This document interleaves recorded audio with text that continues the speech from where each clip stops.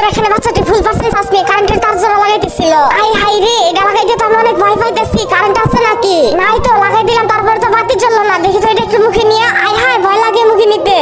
যাই হোক, আমার যেভাবে হোক এটা মুখে নিয়ে দেখতে হবে এটার ভিতরে কারেন্ট আছে কিনা। আমার তো অনেক সাহস। ইস, কিন্তু আমার ভয় পাইতেছি, যদি কারেন্ট থাকে তাহলে তো আমার অবস্থা 12টা বাজে যাবো।